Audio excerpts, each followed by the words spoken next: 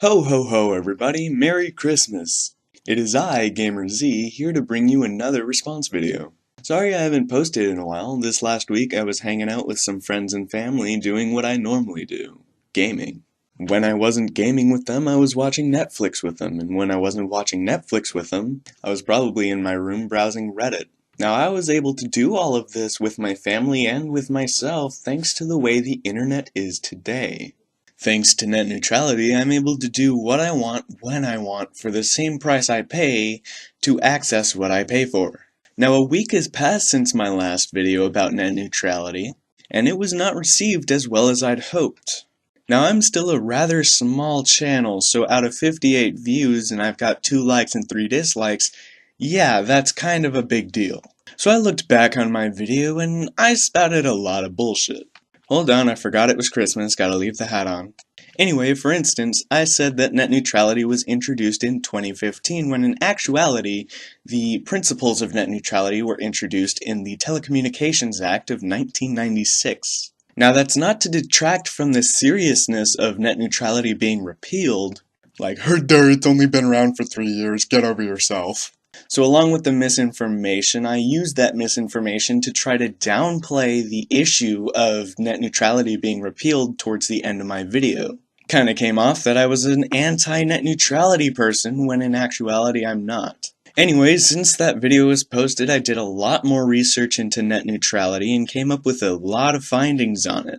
So hopefully this response video clears up any misconceptions about my views on net neutrality, while also debunking another person's. So sit back, relax, I thank you so much for watching, and I hope you enjoy. I'm actually pretty surprised how many people support net neutrality, because I thought that we were going into an age of libertarianism, an age where we were skeptical of government power. Libertarianism in this day and age right now, I would consider that a minority of people, or a rather small percentage of people. Now I agree personally with a lot of views libertarians have. But with this third wave radical feminism and BLM and Antifa, all of these groups getting into mainstream media nowadays are starting to use the government as a weapon towards opposing views. That means affirmative action, forcing private businesses to support gay marriage. Essentially their entire narrative that equality of outcome trumps equality of opportunity, and is using the government to enforce that. So with that in mind, I think we're very far off from a libertarian society. Throughout the years between the 20s and the 50s, along with the Obama administration, we've become a lot more democratic and liberal in terms of government. Trump, ironically, is making the government smaller, but is getting hate for it. Wonder why. Maybe libertarianism isn't a majority as you thought. Especially with Donald Trump's election, you think even the liberals, who are so afraid of Donald Trump's administration, wouldn't be so eager to support net neutrality, which is basically giving power to Trump's administration to oversee and regulate the internet. And this is where I start to think you know nothing about net neutrality. Net neutrality in principle is the idea that nobody is allowed to manipulate the internet.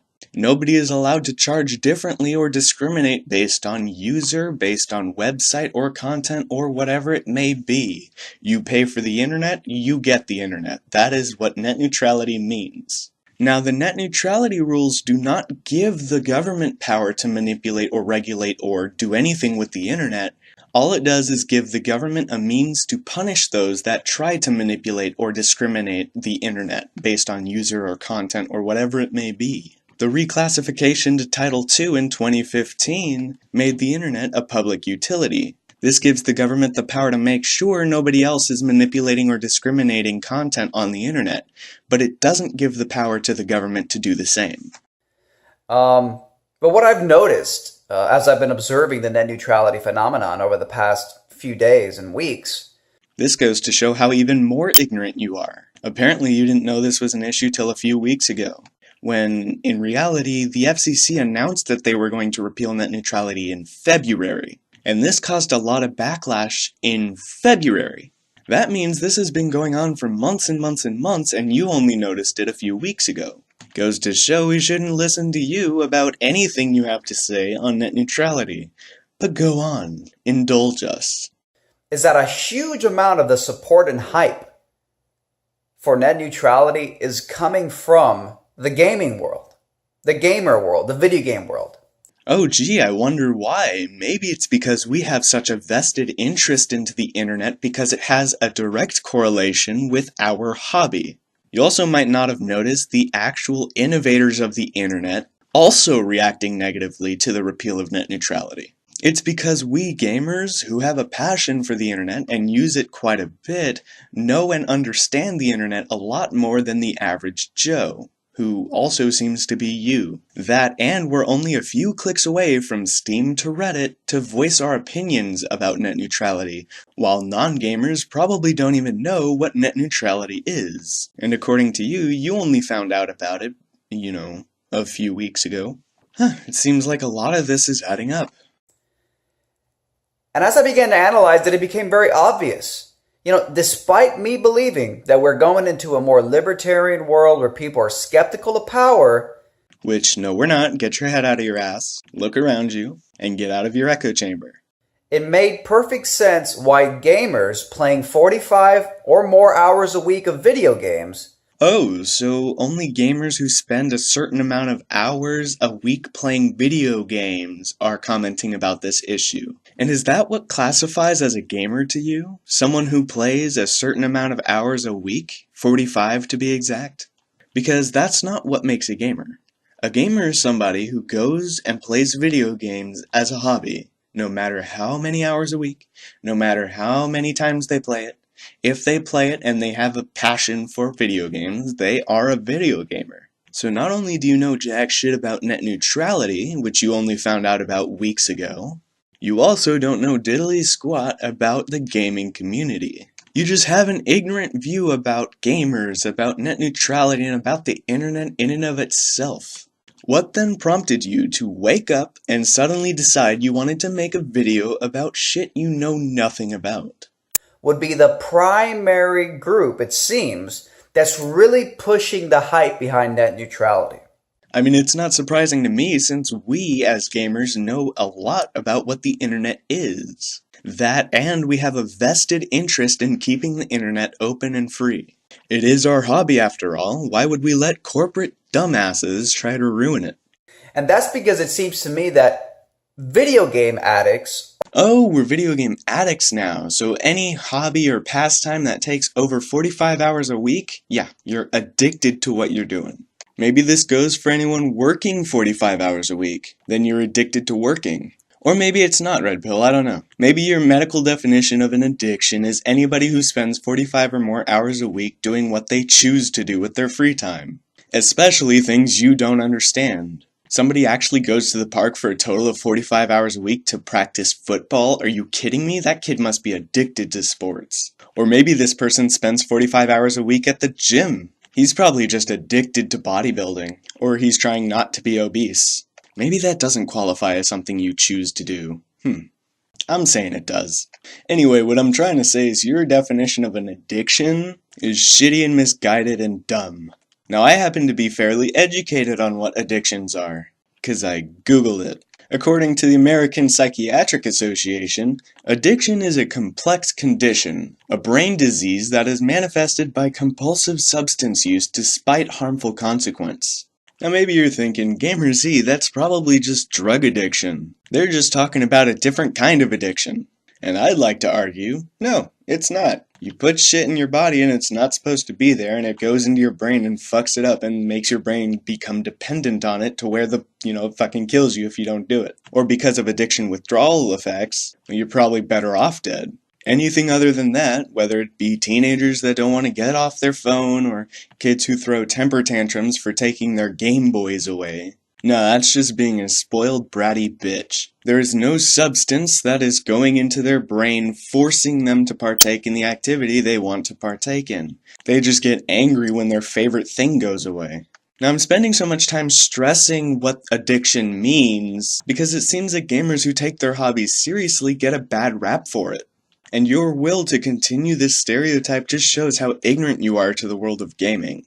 Your misguided definition of what an addiction is, coupled with the few bad examples of gamers throwing hissy fits at their parents for taking away their video games, lead you and a lot of other ignorant people to believe that gaming can be an addiction, and it's not.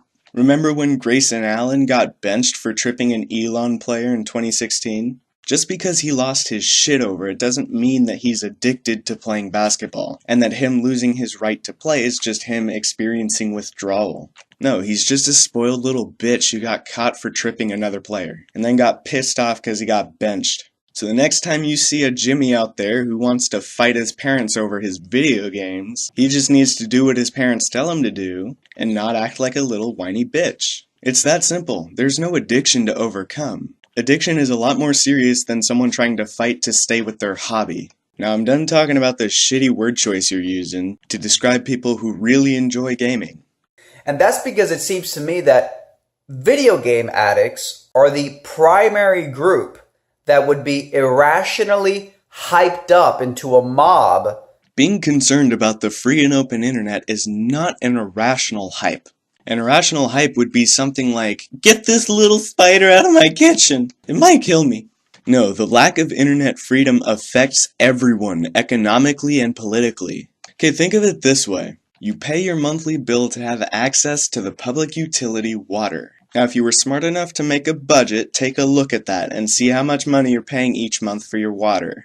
Now imagine you were charged an extra $10 per minute for using your shower, an extra $5 for using your kitchen sink. You weren't allowed to fill your pool unless you had the pool package, which costs an extra $50 a month. Your gardening hose would be locked down unless you paid for the gardening package, which costs $25.99 a month. And if there's something else listed in our package options that you want to do with your water, then you have to be ready to take out a small loan of $1 million, and then pay us to include it in one of the packages. Because apparently when I sell you water, it actually doesn't buy you water, it buys you the ability to buy water in various forms. Take a look at your budget again. Remember how much you were being charged a month for your regular water bill? Now would you rather pay that and then get all the water you possibly want, and use it however you want, whenever you want, without paying extra? Or do you want to go with my plan and spend even more money to use water in less ways? Now it might be easy for you to say something like, "Oh, I don't need gardening. Gardening's for faggots. I also don't have a pool, so I don't need to pay for that. I also don't have a shower, so I don't need to pay for that. Hey, look at me, I'm saving money." Even though you're still spending your monthly water bill just to use your kitchen sink. And that's the only thing you can do. Not only that, but someone else who does have a pool and does have a shower and does have gardening to do, they all have to pay more because you think you're spending less on your water bill. Now think of it this way in terms of the internet. As it stands today, we are able to pay internet service providers to provide internet, not provide certain parts of the internet. This means people are going to pay their monthly internet bill, and then they're going to have to pay again to access things they could have accessed with net neutrality. That brings up another point. Remember on consoles, you have to pay to access multiplayer features with the internet connection you already own on the console you've already purchased? With a router you already bought? Even though you have everything you need to play online, you have to pay again for no particular reason at all. You're just paying for a badge that says, "Hey, let me play multiplayer on your console." And there's no reason for it. It's just corporations wanting to take advantage over consumers that don't know any better. Now you're a consumer that doesn't know any better. You do what you're told because that's what gets you your product. But you don't think of the bigger picture because you're ignorant and you have a very small mind. A lot of the problems gamers bitch about all the time, they have a lot to do with common economic problems, basic corporate practices, setting the ethical business standard, and trying to enforce as a consumer class a good business-consumer relationship. We as gamers take these issues as well as the issue of net neutrality very seriously because we have a vested interest in protecting the internet because it protects our hobby.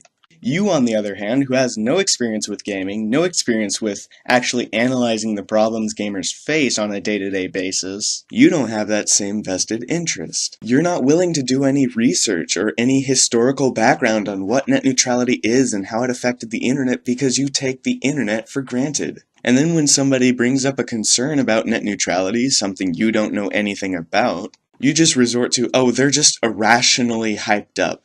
You're doing the same thing I did in my last video, which is downplaying the seriousness of the repeal of net neutrality. So do more research and listen to more people, and you'll figure out why it's important to be freaked out about this. And that's because it seems to me that video game addicts are the primary group that would be irrationally hyped up into a mob in order to get a superhero to sweep in and come save them. Wow, even more ignorant bullshit about gamers. Okay, if you play a video game, you're not waiting for a superhero to come save you. This isn't a Deus Ex Machina bullshit when you're playing video games. You are the hero. The protagonist is the person that saves the damsel in distress, or you're the one who has to kill the zombies to proceed, or save the universe from aliens. Or in a modern game like GTA 5, you're playing as a protagonist who wants to solve their own problems by killing people and selling drugs and driving everywhere and all that bullshit. The moral of the story, though, is that you're the player. You, as a gamer, you make the decisions that move the game forward. If you sit there and do nothing, you're going to sit there and do nothing, and the game is not going to progress. This isn't a movie where you just sit back and let everything happen. In a game, you, as a player, you have to take control of the story. Maybe it's playing 45 plus hours a week of video games has conditioned your mind to really believe that superheroes exist. Again, if we're conditioned to think that superheroes exist, we're not the ones that are used to being saved. We're the ones used to saving other people. So yeah, it makes sense that gamers, as a majority, are going on the internet trying to save the internet, because we're not used to sitting back and trying to have someone else save us as the damsels in distress. We're the ones, saving damsels in distress, killing aliens, killing people, selling drugs, driving cars, to get what we want in a video game. You're also implying that gamers don't know the difference between fact and fiction, reality and the video game world. That's not the case. I know that I'm not playing GTA 5 in real life. I know that if I drive on the wrong side of the street, I might die. I know that if I shoot somebody, I'd probably either get shot or arrested. Video games are a way for people to live out fantasies that don't affect their life. It's very similar to people who like books or movies. Video games are just different ways of telling a story, different ways of interacting with entertainment, different ways of competing with other people, like you do in sports. It's a different way of connecting with other people. Living out the same fantasy in a world that you know is false, but you still live it anyway because it's fun as hell. It's just a pastime just like any other hobby. You just have a very general, ignorant sense of the gaming community. I guess saving the galaxy over and over again has got you thinking that if you, despite thinking the Trump administration is the new rise of Hitler and Nazi Germany in America. Oh, so gamers are leftists now? Even though gaming is the most diverse community you possibly can find? So I think my opinion is just as valid as anybody else's. I'm a gamer, I've spent over 7,000 hours of my life on Steam, so I think that qualifies. And I oppose a lot of views leftists have. Sure, I don't think Trump is the best president we've ever had, but I don't know, he's better than Satan. Maybe people should do a better job voting for the last two candidates. And hey, in terms of being an honest politician, Trump has done everything he said he was going to do except build the wall. It's way more honest than Satan herself could ever be. Now, if your generalization is that every gamer is a communist who wants to support net neutrality and is a lazy sack of shit, then you can count me out. And you can count out a lot of friends that I know who play video games. You know what? Just count out everyone that doesn't fit that stereotype. You still somehow believe it's a good idea to give the Trump administration the power to regulate and oversee the internet. Now, you obviously don't know what net neutrality is at this point, so let me educate you. Net neutrality in principle is the idea that ISPs should provide access to the internet, period. ISPs should have no power to discriminate against content, user, website, or any other thing on the internet just because of what it is. If it's on the internet, the internet service provider should provide it. That is what net neutrality means. The principles of net neutrality have been enforced in the Telecommunications Act of 1996. Now, since the FCC kept getting sued by ISPs for stopping them from doing anti-net neutrality business models, the FCC finally reclassified Internet access under Title II of the Communications Act and under Section 706 in the Telecommunications Act of 1996. Which basically made the Internet a public utility, compelling ISPs to sell the Internet as is, without any modification, without extra charging based on who you are, where you are, or the sites that you visit.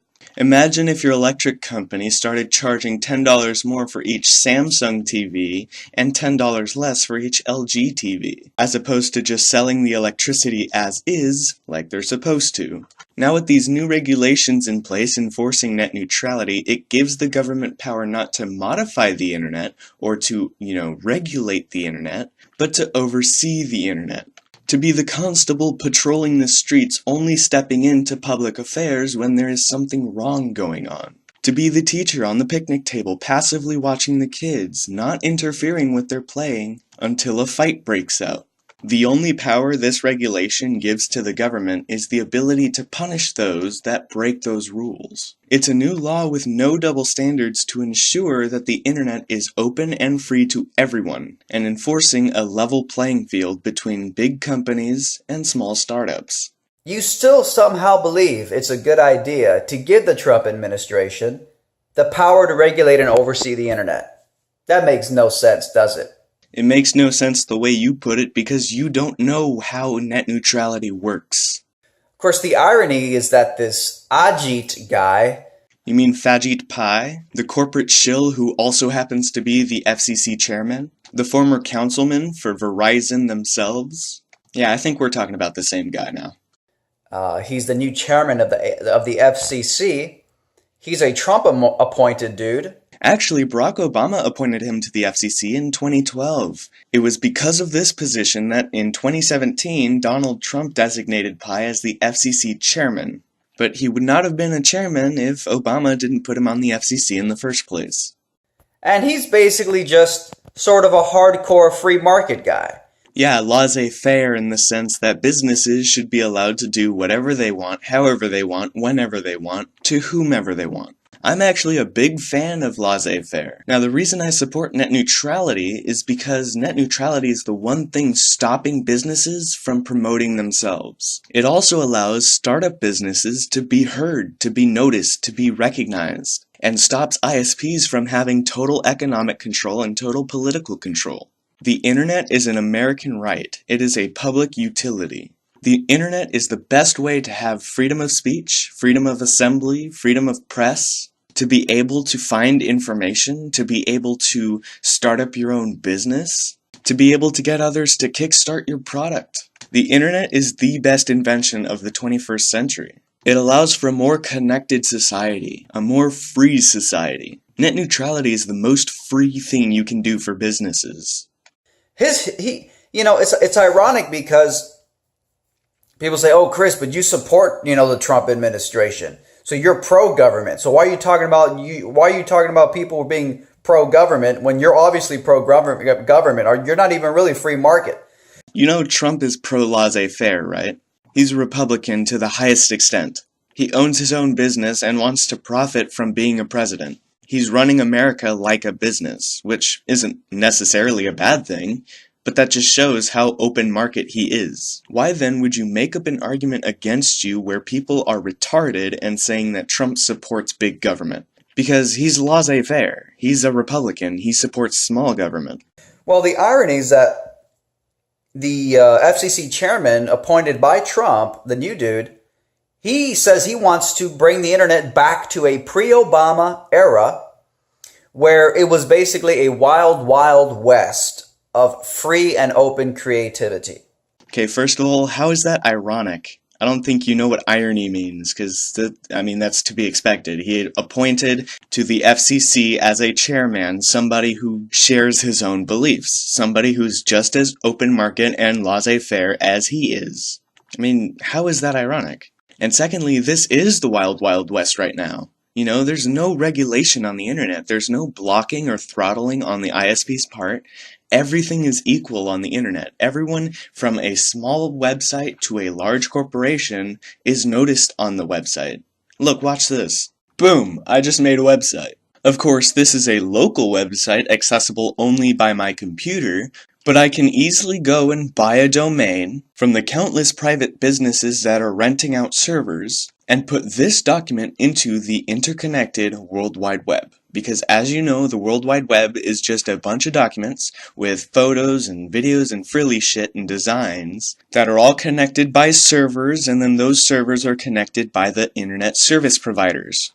Thus, by providing internet, they also provide my little website. So my website can be just as accessible as Facebook is. Net neutrality is what allows this to happen. If I wanted to turn this website into a social media outlet, I could do that. If I wanted to make a new email engine or a search engine, I can do that. I could make an entire business off of easily making a website and putting it online. Net neutrality enforces this. Net neutrality guarantees me that I will have the same ability, the same capacity to get just as much traffic as Facebook does.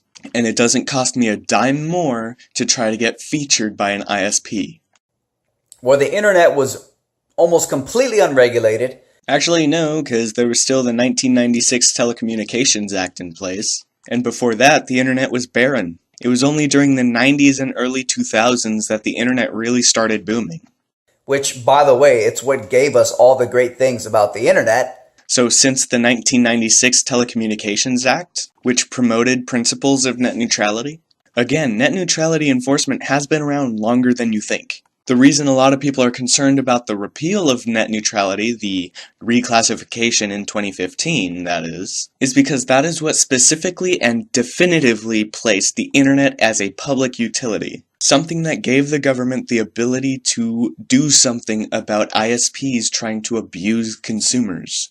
Now with that gone, it will be the wild, wild west again, where ISPs are going to have total economic control. There was nothing wrong with the internet when it was reclassified as a public utility in 2015. The great things about the internet didn't happen after 2015's Obama-era internet regulations. Well, you're not looking hard enough, buddy. Sure, a bunch of the major developments of the internet have happened in, prior 2015 when, the internet was just being created. I mean, it was only 1991 that the World Wide Web was created, and even then, not many people cared. But you want to know what happened in 2015? Instagram, which was created in 2010, reached 400 million users, which outpaced Twitter. Just a year later, Google made Google Assistant, which joins Amazon's Alexa, Siri from the Apple bullshit phones, and Cortana from Microsoft. Also, since 2015, there have been countless websites that have been popularized and made and were able to succeed. They were able to flourish because they weren't being discriminated against by ISPs. And those are just big milestones. Of course, there's little things like Steam getting updates, making Steam better than ever. There were YouTubers who made their channels in 2015 and have over 100,000 subscribers.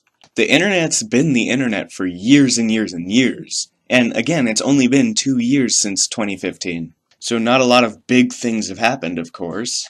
But the internet is prospering. The internet is doing really well. It is the golden age of the internet. Just look. Look, the websites look beautiful. They don't look like shitty text documents. It's just a very beautiful time to be alive for the internet. In fact, after 2015, the internet started to descend into flames. Well, I think you're descending into stupidity. Look, internet speeds are faster. A lot of websites got major updates since 2015 that make them look better. Ooh, here's a fun fact for you. In 2015, it was estimated that $34 billion worldwide was raised via crowdfunding. With internet websites like GoFundMe or Kickstarter, or the new Drip that came out this year. Crowdfunding helped a lot of people in 2015, and it only seems to be helping a lot more people as the years go on. Well, thanks net neutrality for not taking down these crowdfunding sites. But I think you're right. On March 8th, 2016, the internet really descended into flames. Anita Sarkeesian was given her own voice yet again and launched a crowdfunding campaign for a series called Ordinary Women. God damn it, why does she keep getting a voice? Oh, net neutrality. In all seriousness, though, it was because of net neutrality that gave this monster who profits off of victimhood the ability to voice her own opinion. And by doing so, it allowed her to get very popular. Wow, a lot of shit happened since 2015. Maybe I too should stop living under a rock. YouTube started to explode. I mean, everything's gotten worse since 2015. YouTube started to go to shit. And since that's the only website I'm ever on, because that's where my echo chamber is, that's the only reason I noticed that the whole internet has gone to shit. The entire internet since 2015, because of this one example, that YouTube, which has been bought by Google and turned into a money-making machine for Google, who isn't an ISP by the way, it's just a big corporation, I can officially say that the internet as a whole has gone to shit. If anything, before the internet regulations were put in for net neutrality in 2015, before that, the internet was fucking thriving. What are you talking about? The internet is still thriving today. There's a ton of people on Facebook, on YouTube, on Instagram and Twitter. A lot of news outlets have been created. In a gaming sense, Steam is getting a shit ton more users every year. Discord was created in 2015, and that's only getting bigger. Discord already has more users than Skype and TeamSpeak, which were both created in 2003 or 2002. I mean, come on, why are you saying that the internet's going downhill since 2015? Just because you haven't noticed a lot of significant events happening on the internet since 2015 doesn't mean the reclassification of internet to a public utility caused it. A lot of major developments of the internet happened in the 90s and early 2000s, and it's only been 2 years since 2015, so of course not a lot has happened. But it seems gamers are a big part of the push for it, and of course the group of people that are addicted to video games. Again, we're not addicted, but that's a good way to slander gamers. And love the idea of going out to conquer the world while sitting on your ass all day staring at a screen. Yeah, talk about conquering the world while sitting on your ass all day. You haven't even woke up from bed yet. You just picked up your laptop and is like, oh, I should talk to 100,000 people right now. What? Go outside for an assembly and call a bunch of people to protest? What? No, what? I've got the internet for that. I've got YouTube, because my channel has 100,000 subbies. You haven't even done research on what you're talking about. How fucking lazy are you? They are the ones who, because they're addicted to video games... Again, no we're not. It's just our favorite pastime. And because they're so dependent on this idea of accomplishing great things without having to actually do anything... You want to change the minds of 100,000 people. You want to make a persuasive video on why gamers are addicts and why only socialists and lefties and communists would support net neutrality. Even though, first of all, you haven't gotten up out of bed yet, you haven't even dressed properly for the occasion, and secondly, you're talking in front of a screen, in front of a camera, and posting your naked ass on the internet, talking about shit you haven't even bothered to research. We're not accomplishing great things, we're having fun. We're doing what we want to in our downtime when we have nothing else to do. And some of us are getting paid to entertain people with their gaming, like Let's Players on YouTube and streamers on Twitch. They've built up enough skill with gaming that they're able to actually entertain people who are also using their own free time to watch these people play video games. Point is here, Chris, gaming is a hobby where gamers just get together and they have fun, either living through a story, or playing with each other, or playing against each other. Sometimes even in front of an audience who spends their own free time to be there. That is no different than your lazy ass trying to talk to 100,000 people without even getting up out of bed and putting a shirt on. And I'm assuming this is your free time. Gamers, video game addicts... Why do we have to be addicts? Why do you have to slander us to get people to agree with you? Are the ones who are particularly susceptible to the idea of net neutrality. Which you obviously know jack shit about. And passing a little law that's going to somehow magically save the internet. It didn't save the internet, you dimwit. It prevented the internet from being monopolized by ISPs. It leveled the playing field for smaller businesses to be able to compete with larger corporations.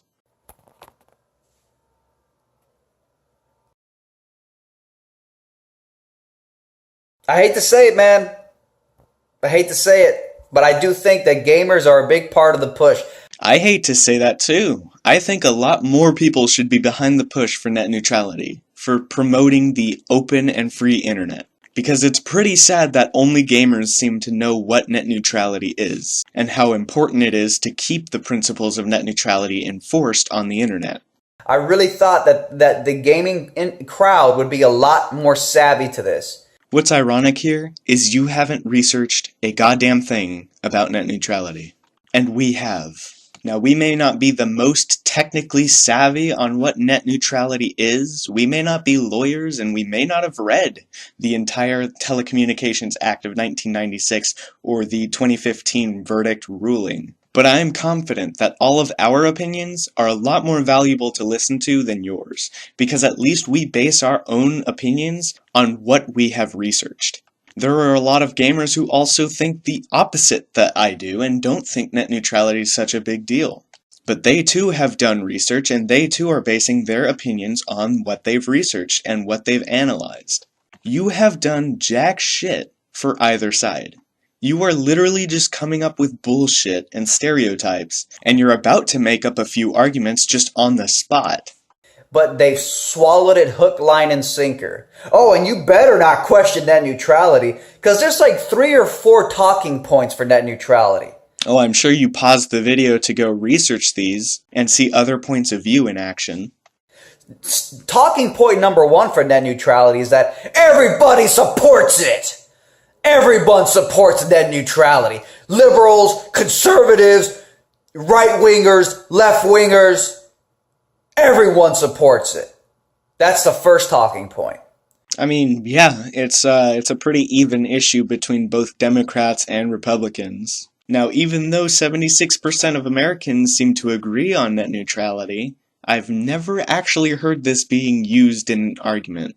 I have actually browsed through a few discussions, both pro and anti-net neutrality, and not once have I ever found this argument ever being used. Like, oh, there's a lot of people supporting this, so you should too. That's just being a sheep, you know, that's not actually a way to sway anybody to your argument, so why even say it? The second talking point is that there's no arguments against net neutrality. They just don't exist. Yeah, nobody's said that either. I've even heard a few arguments in favor of repealing net neutrality. The thing is, though, I can refute them. I can rebut them, just like what I'm doing now. But you're really not bringing up any points for the repeal of net neutrality, which again makes me question whether or not you know what net neutrality is. The third talking point, these are all like manufactured talking points by the establishment that wants to kill the internet.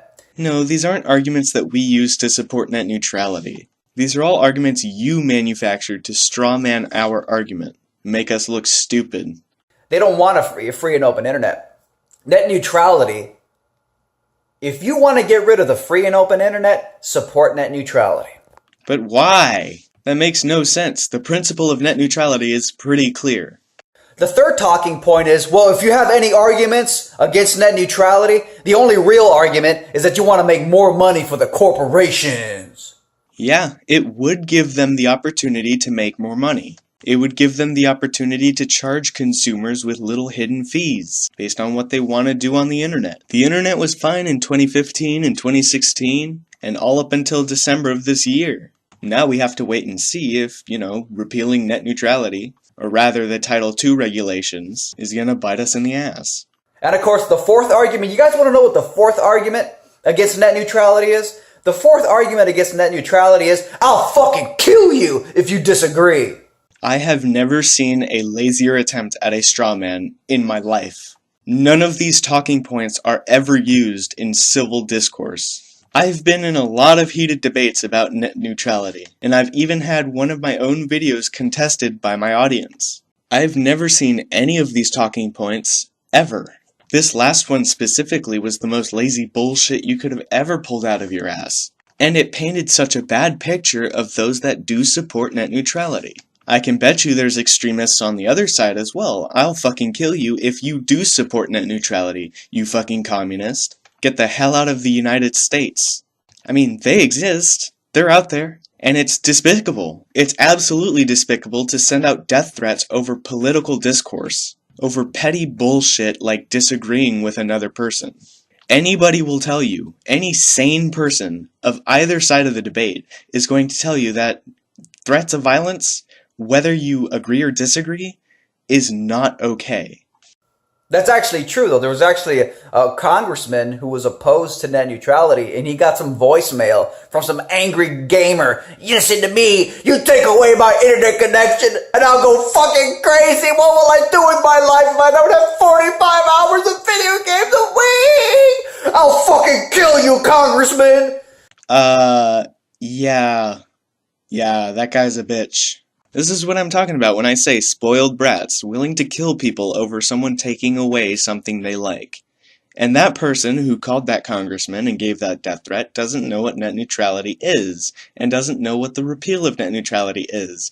Just because net neutrality is repealed does not mean the person loses their internet connection. And I feel like that's not how the actual conversation went. Because this is coming from someone who also doesn't know anything about net neutrality, making up an argument, trying to be a supporter of net neutrality. And you're not doing too well. None of the 4 talking points have ever been said in a debate. Ever. Not even the death threat one, because anybody who threatens physical violence is a piece of shit. That goes for anybody. The fact you have to pick out extremist views on one particular issue is sad, and it paints a really bad picture. He literally left a voicemail saying, I'll kill you, congressman, if you take away my internet connection. No one's taking your internet connection, bro. If you want to see your internet connection go away, then support net neutrality. If you want to see your internet connection go away, support net neutrality. Oh my god, you're dumb as fuck. It's been here since 2015. Has your internet connection gone away since 2015? I mean, it's literally been here for 2 years. Have we just been going away without internet for 2 years? Is this just one big-ass dream and I need to wake up? Net neutrality does not take away anybody's internet connection. Likewise, the repeal of net neutrality is not going to take away anybody's internet connection. Holy fuck, you're a moron. From the late 90s all the way up to 2014, we didn't have these crazy net neutrality era regulations. And the internet thrived. But they were there in the Telecommunications Act of 1996. I mean, all 2015 was a reclassification of the internet to be a part of Section 706, Title II of the Telecommunications Act of 1996. But in that Telecommunications Act of 1996, there were principles of net neutrality already being enforced. And people say, oh, there were 1 or 2 examples where one of the internet companies was throttling this or limiting this service. Yeah, you have like 10 cases over the span of like 20 years of the internet companies doing bad things. 10 little cases. And the 10 little cases were automatically corrected the moment that these instances were revealed. And the moment customers realized they were being fucked over and said, I'm going to the competitor who didn't fuck me over. No, that's not how those cases ended. Those cases ended with the FCC getting sued because the FCC tried to stop those ISPs from doing what they were doing. Furthermore, no, that's not how a lot of consumers reacted either, because a lot of American consumers don't have access to more than one ISP where they live. There is no competition between ISPs, especially in Central America where there's like only 1 or 2 ISPs in each state. Or in rural parts of America where there's only one ISP to choose from. Nobody can just spring up and just say, oh, I'm going to be an ISP now. It costs millions and millions of dollars to create your own wires. And it costs a lot of time and effort to put them all the way throughout America to where you can reach a shit ton of customers. But let's get rid of competitors. Let's have one giant internet company. That's not what net neutrality is. My God. Basically owned and regulated by the government, essentially, because once you put it in the hands of the government... The internet is not in the hands of the government. The government has no control over the internet. All the government was doing with the Title II regulations was sitting back and trying to intervene whenever an ISP would do an anti-net neutrality thing, like throttling or blocking or charging more for certain sites. Other than that, the government has no power. The Title II regulations only gave the government a gun to shoot anybody that disobeys the principles of net neutrality. It didn't give the government the keys to the internet, and it also didn't say that there should be one internet service provider that gives internet. I mean, just look back in 2015, for fuck's sake. There was still Comcast, AT&T, Time Warner, CenturyLink, for fuck's sake. Net neutrality doesn't say that there should be one central internet service provider. All it says is that internet service providers should provide the internet, as is, without modification, without blocking, without throttling, without charging more for what it is. If you pay for 10 megabits per second, you will get 10 megabits per second. If you pay for 100 megabits per second, you will get 100 megabits per second. And if you pay for the internet, no matter what speed, you get the internet. That is what net neutrality means. Just like how there's not just one electric company in the entirety of the United States. In almost every state, there's at least 2 or 3 electric companies. For example, up here in Oregon, we get PGE, Portland's General Electric. In Southern California, you get the Southern Californian Edison. You've got Bear Valley Electric Service in California. You've got Pacific Gas and Electric in California. There's the California Electric Light Company.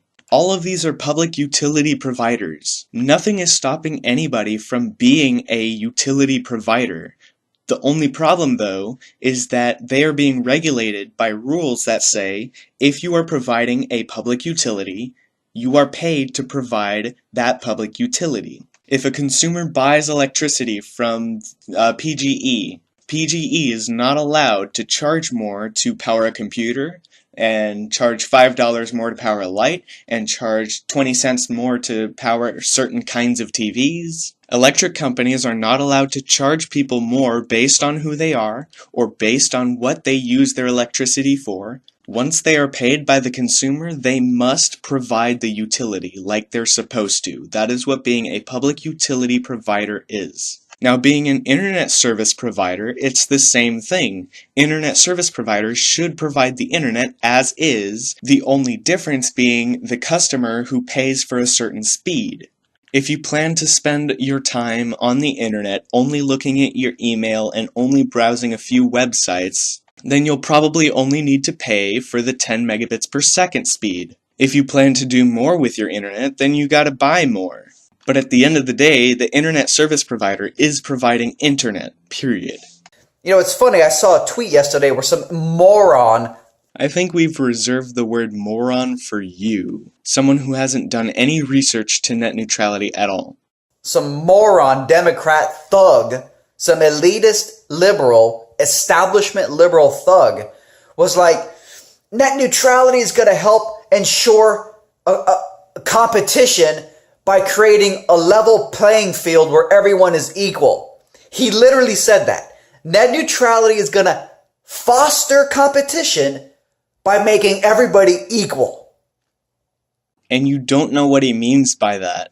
Without net neutrality, bigger corporations have more money to pay ISPs to be featured and to have faster speeds than smaller businesses that just want to start up and get just as much attention as those other businesses. But because smaller businesses don't have enough money to pay ISPs for, being featured, whereas other corporations do, then smaller businesses are going to lose out on traffic and they're going to lose out on recognition to the point where being on the internet is worthless. I'm sorry, you can't be put in our basic internet package because you haven't paid us $1 million yet. I'm broke as fuck. I don't have $1 million to put my website on the internet and be featured by the ISP while also being charged by the domain that I am renting. I can't afford all of these costs as someone who doesn't have as much money as Google does. So when he says an equal playing field, it means smaller businesses are able to compete with larger corporations, even though the smaller businesses don't have as much money as the larger corporations. So how then would that not foster competition? That means I could make an Amazon, I could make my own shopping website, even though Amazon exists, and I wouldn't be bought out by Amazon. And I could get popular even though I don't pay an ISP hundreds and hundreds of thousands of dollars to be featured on the internet. Net neutrality is what helped Discord become a thing. They are a small startup business that only just got popular in 2015 when they created it, because it was a better alternative to Microsoft's Skype or TeamSpeak. Both of those corporations are much, much richer than Discord ever hopes to be. Yet Discord has the capacity to compete with those two services. Again, how does this not foster competition? Competition by definition means inequality. That's true, yeah, inequality. No, that's not what competition means. Holy shit, that is the most simplified definition, and it's not even right. Competition is when one business looks at another business and says, I can do better than them, and releases a better product. Discord was able to do exactly this against TeamSpeak and Skype. As it stands with net neutrality now, competition is based on quality of product. Without net neutrality, where only people with the bigger bucks get featured, competition would be just between who has more money. Maybe someone, an entrepreneur perhaps, has a better idea than anything a larger corporation has. But he can't get it on the internet because, well, he doesn't have that money to begin with. So he can't get it featured. You see what that means now? You see what competition means and how it's affected by net neutrality if it's repealed? Your definition was disgustingly oversimplified. And that's the problem. That's the problem. People don't like a lot of people don't like net neutrality for the same reason they don't like fast passes at the fucking theme park. 76% of Americans would like to disagree with that. Because paying hundreds of thousands of dollars to an ISP to get featured on the internet is just like paying a fast pass. You know when some people pay extra money to get on the line that skips everybody else? And ISPs prioritizing bandwidth somehow is not the same thing as buying a fast pass. See, ISPs can only prioritize bandwidth without net neutrality being enforced. This exact reason, what you just said, makes me even more confused as to whether or not you actually know what net neutrality is. Again, net neutrality states that you cannot discriminate against content. Nobody is allowed to pay a fast pass to get in front of a smaller business. That's part of the reason people don't like that idea. A lot of people who support net neutrality are just communists who don't like the idea you can pay for faster internet. That's not what net neutrality is. Paying your ISP for faster internet speeds is totally legitimate. That is totally legitimate.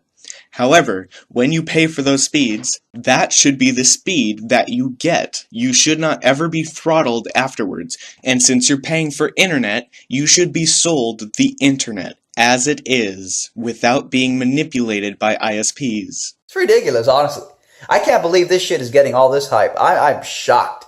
Yeah, you're so fucking shocked because you don't know a damn thing about net neutrality. You're making up all this random bullshit that you think net neutrality is, and it's not working. Because it's not true. Maybe if you talked with more people, if you went and Googled more things about net neutrality, it would click. There would be something in your head that clicks and shit. Oh, maybe ISPs shouldn't have total control over the internet, and the only thing they should do is provide it. But it makes perfect sense now. Oh, has it clicked for you? Because it's the gamers, the video game addicts. Oh, we're back to this now. I thought we made it pretty clear that we're not addicted to video games. The video game addicts are particularly susceptible to the idea of a savior fixing their lives for them with just a snap of a finger, signing a stupid petition on the internet. Again, gamers are not used to being saved.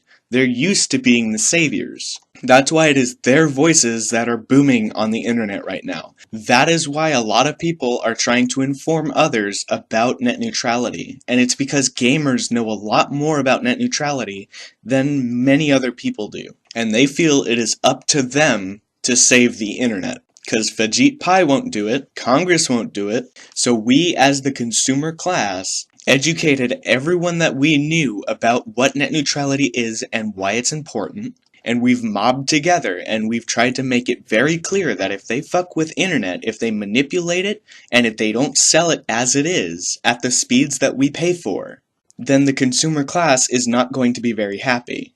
Saying we need net neutrality, and then having a bunch of random bureaucrats you never check in on to see what they're up to, managing your internet and regulating your internet. Net neutrality does not give the government the keys to the internet. It gives them a gun so they can shoot any ISP that is committing some anti-net neutrality bullshit. The government will have no ability to manage the internet. They will not be able to manipulate it. They will not be able to delete things they don't like. They will not be able to charge consumers more for it. They're not going to be able to prevent certain people from seeing the internet. And they're definitely not going to be able to censor it, because the government has no power over the internet. Only ISPs do. And because ISPs have total power over the internet, there should be a rule in place that they are not allowed to manipulate the internet and just sell it as is, at the speeds that the consumers pay for, without throttling, without blocking, without manipulation. And that's exactly what a video game addict would want to hear. They'd want to hear that they can just sit down, keep playing 50 hours of video games a week. Oh, it went up to 50 now. And not actually have to be actively engaged to preserve the internet that you love. But we are. That's how you heard about net neutrality. You heard a bunch of gamers, quote-unquote, bitching about it. We are the ones pushing the hype behind net neutrality. We are the ones trying to inform other people about the problems if net neutrality gets repealed. I think gamers are doing more than anybody else to try to save the internet. And you know what? You know what actively engaged means? Allowing the people who actually provide the internet service, the companies, to run the show, not the government and bureaucrats who don't do internet services. Again, with net neutrality, the ISPs will still be able to run the show. They will still be able to control the internet. They will even have the power still to throttle, to block, to censor, to do some bullshit. With net neutrality in place, all that changes is now the ISPs have an incentive to not be assholes, to not throttle, to not block, to not manipulate the internet in any way, to not discriminate based on data. It gives the government a piece of chalk to draw the line, and if ISPs step over that line, then the government can punish them. You let the internet companies run the show, and then you, as a conscious, active consumer, chooses and votes with your dollar. Don't vote with a ballot. Vote with a dollar. That's way more effective. Now, I didn't want to take down my previous video for this exact reason. I wanted to reflect on my previous views with other people and show why I was wrong. I want the comments of dissent on my video. I want them to stay there so people who watch my video can see dissenting comments, can see disagreement. What's going to happen when I remove that video? What positive does that bring me? Furthermore, I can say that I thought this before. I thought exactly this way before. Vote with your wallet. That is how I used to say it. You can go back and watch. I said we can vote with our wallet. The problem with this argument, though, is that a lot of American citizens don't have a choice in who their ISP is. There is no competition between ISPs in a lot of parts of America. So then, Chris, how can we vote with our dollar if we can't vote with our dollar? ISPs know that a lot of Americans don't have a choice but to buy internet from them. So when it comes to protesting with their wallets, they might see a dip in their profits, but they'll wait, and they'll wait. And consumers who are too weak to vote with their wallet will continue buying internet from the same shitheads that have wronged them. I am usually a small government kind of person, laissez-faire, stay out of business. But in this case, where there is a monopoly on internet in most places in America, the government should have some say.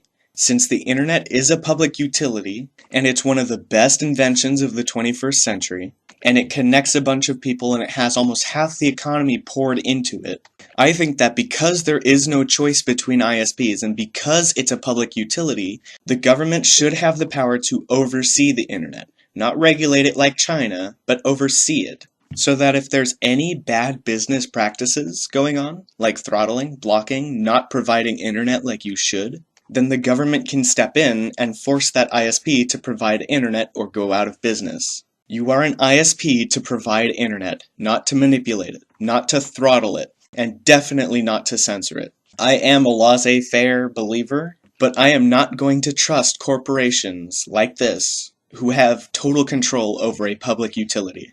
Why would I? ISPs know they can control the minds of the people that use the internet if there's nothing in their way, and right now the government's in their way. Same thing if the government didn't control the water supply. People who controlled the water supply could easily poison the water supply, and Americans would die every day for it. Sometimes, in cases like these, when it concerns a public utility, a public right, then there should be rules. There should be regulations. There should be an overseer that makes sure everything is going smoothly. And people say, oh, but you voted for Trump. And if you say vote for your dollar, no, you don't vote for the ballot. What the fuck are you even saying, dude? That's annoying. Donald Trump was a massive step in the right direction in undoing the lethargic, inefficient, piece of shit government bureaucracy that we had in place.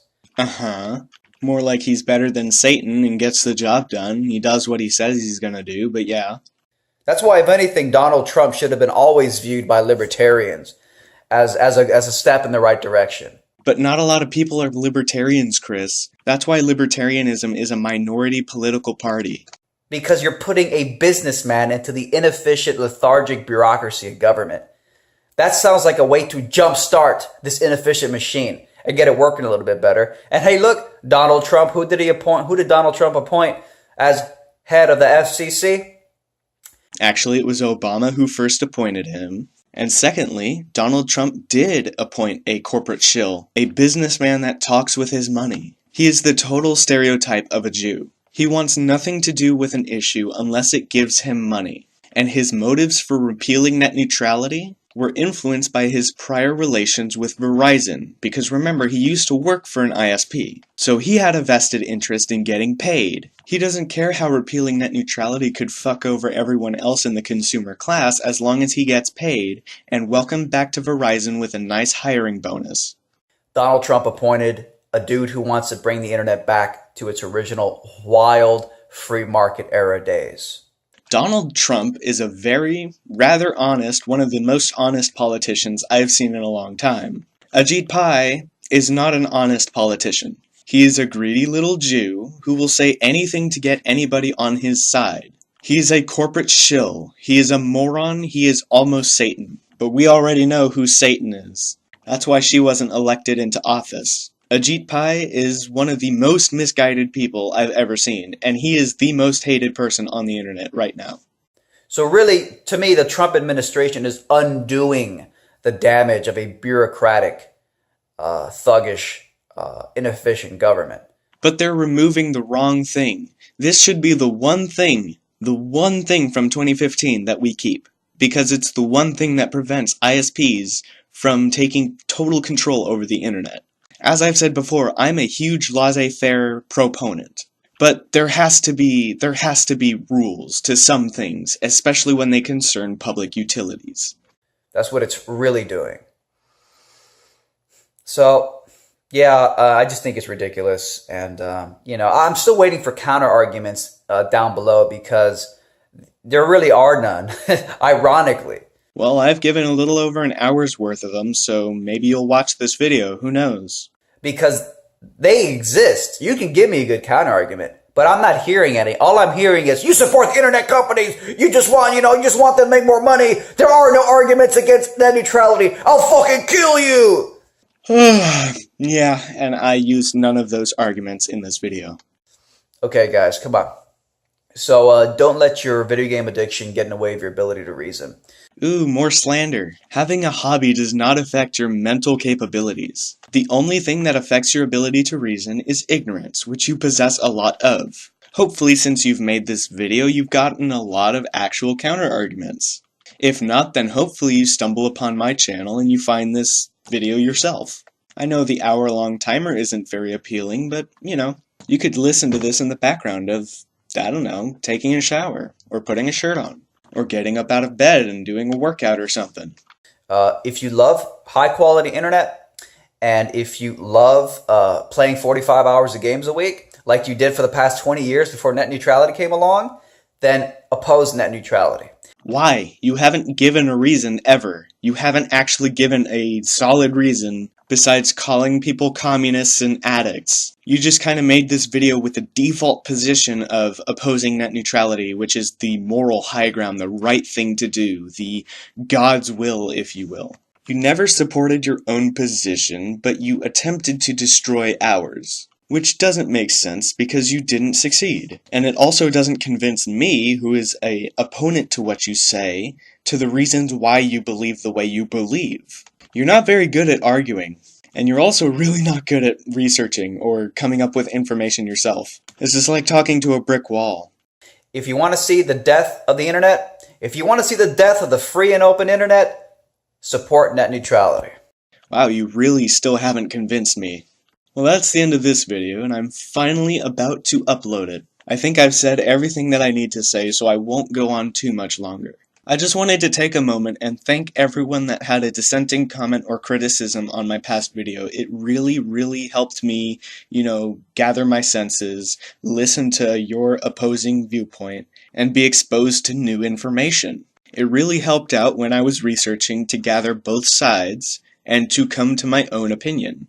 But I came to my own opinion on my previous video without having too much information to start with, just like, Chris in this video is. It just goes to show how useful debate can be, how useful dissenting comments can be. I've had great discussions with lots of people since making that video about net neutrality, and overall I think my opinion has changed, and I think for the better.